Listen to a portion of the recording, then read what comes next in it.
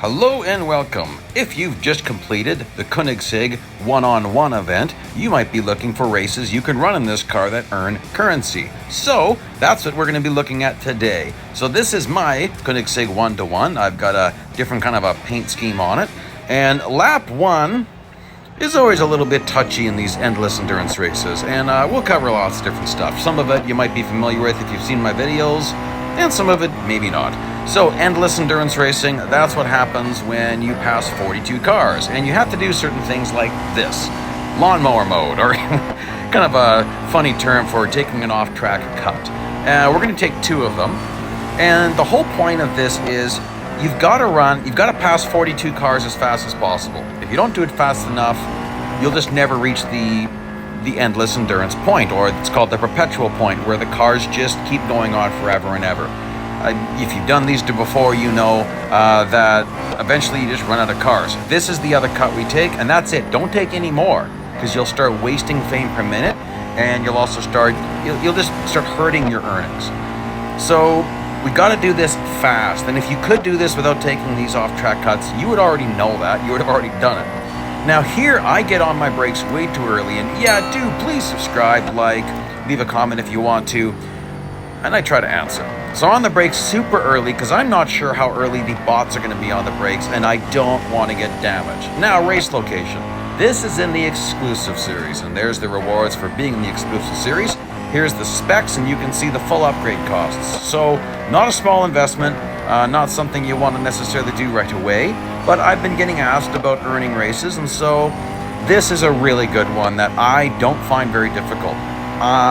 This is my first time doing this race as an endless endurance race. I did no testing. Oftentimes I tell people, oh, I had to do quite a few runs. This time I didn't. Now, I've done this race before in other cars, so I kind of know what to expect, and I have been driving this car a little more recently. In fact, I just did the one-on-one event in my... I'm fully upgraded, so I didn't make a video series. Why bother? I will put a link, though, to... I've got a handful of videos from the very first time this event was out, and I did it with only $R upgrades. You don't have to spend gold to earn this car. But you know what? It's not a bad investment to spend gold on this car, because it's got an exclusive series, of course. It's in some other stuff as well. And it is a really good car. Like, the big problem with a lot of these vehicles, like the Koenigsegg's and the Bugattis, is they just suck when it comes to brakes. And the grip seems to be okay, but then it's just not for how powerful the cars are. This one is nicely balanced.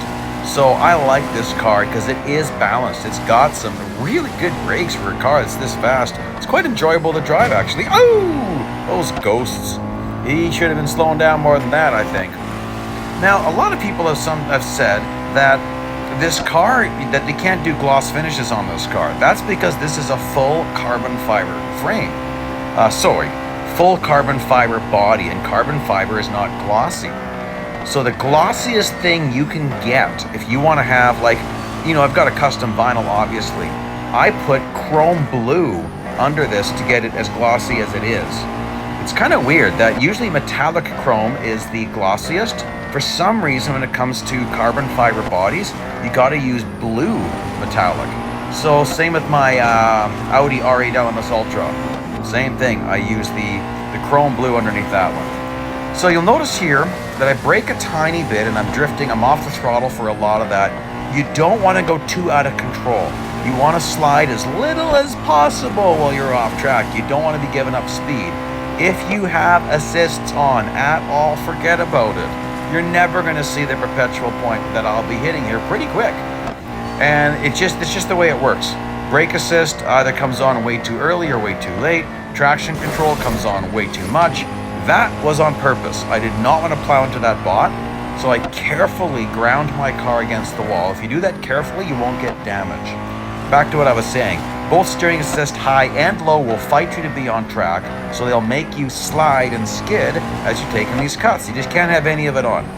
And if you're wondering about control options, well, you can probably see I'm using tilt B controls.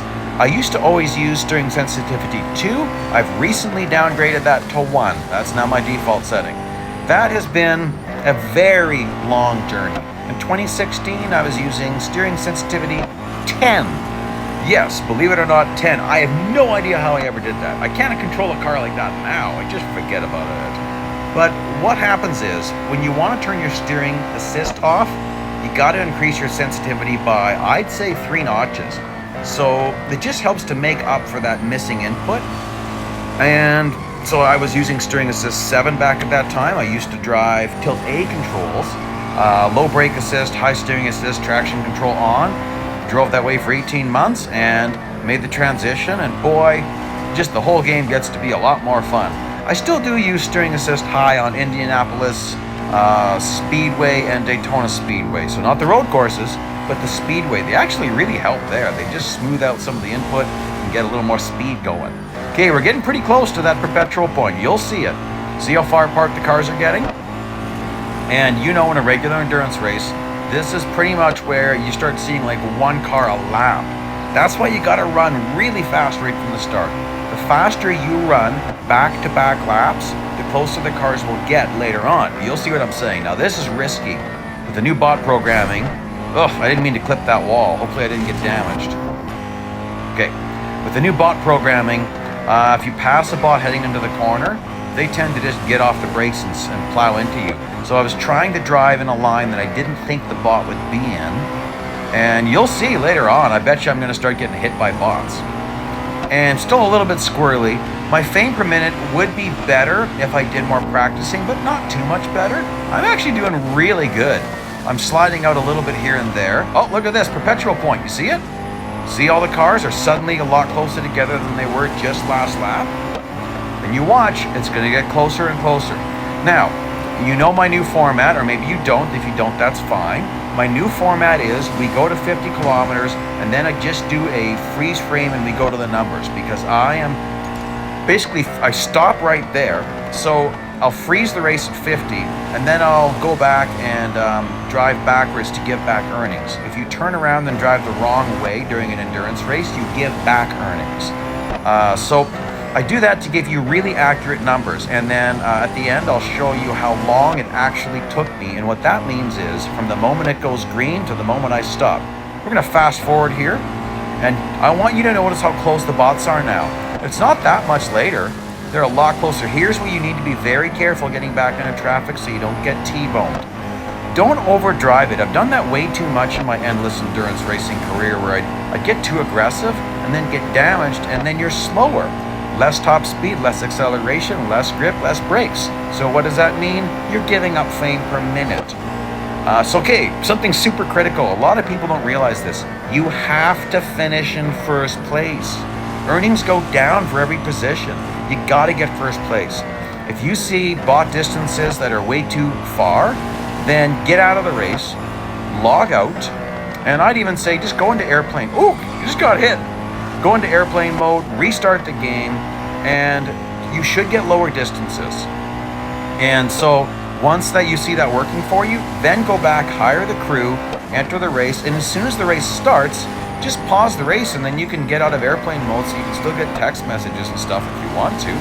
So you have to finish first for this to be worth your while. Otherwise, it's a real waste of time, guys, because the pay structure changes.